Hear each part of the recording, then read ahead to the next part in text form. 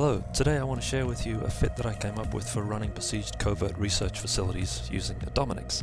It's built around railguns, heavy drones doing kinetic damage, 2 large armor reppers, and lots of modules to keep the cap up because those armor reppers are thirsty.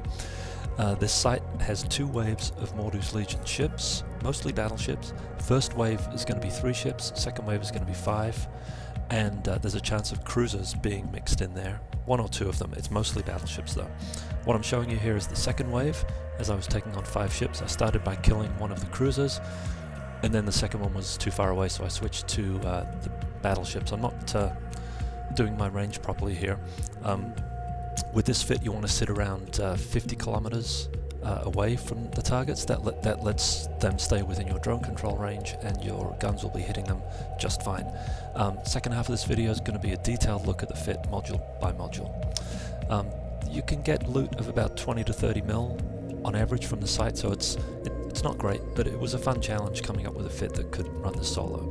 I did try an Ishtar, tried lots of different configurations, and I tried lots of different configurations with the Dominix too.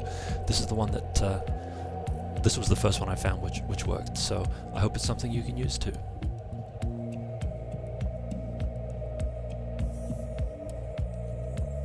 This is the fit that I use to run besieged covert research facility sites. You're up against Mordus Legion battleships which do omni damage, so you need to omni tank. Essentially they will find your weakest resist hole and that's what they'll shoot at you. I got this fit off a friend of mine.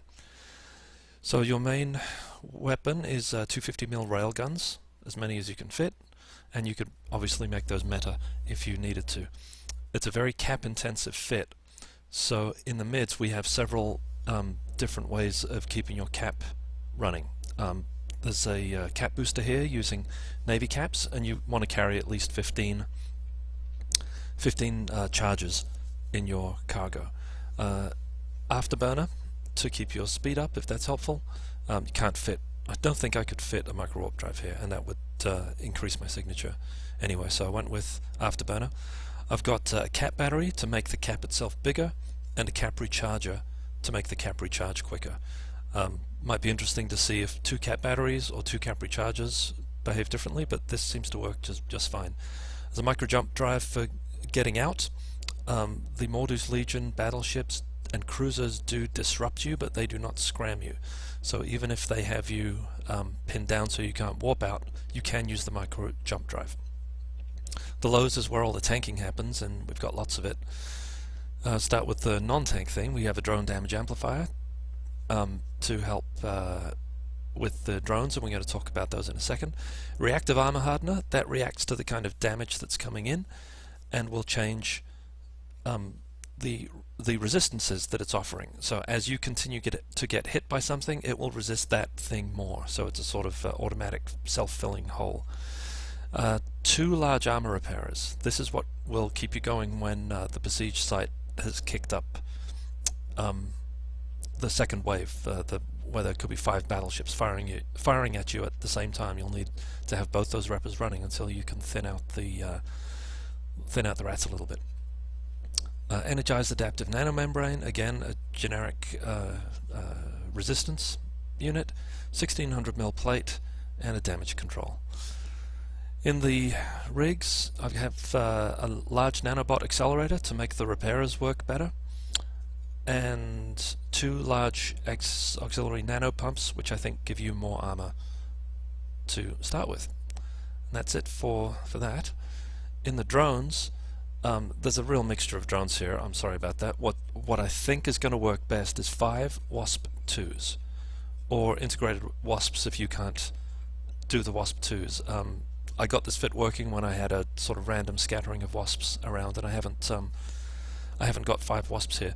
But the Mordus Legion are most susceptible to kinetic damage, and since we can't, in this ship, we can't choose what flavor of damage we inflict, we can choose what flavor of damage drones we use.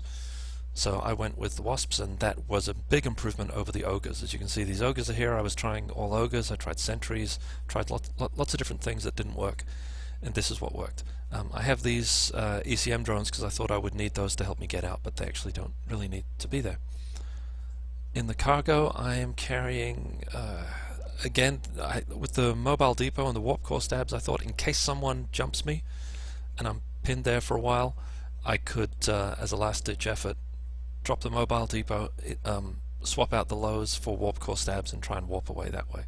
Obviously quite desperate last measures there.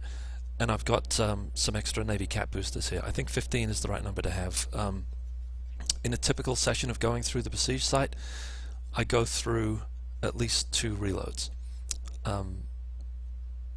You simply fire at them, keep your armor up, and if the cap starts to go low, which it will do when you're running both of these, and even when you're running one of them, actually, it'll still your cap will drain.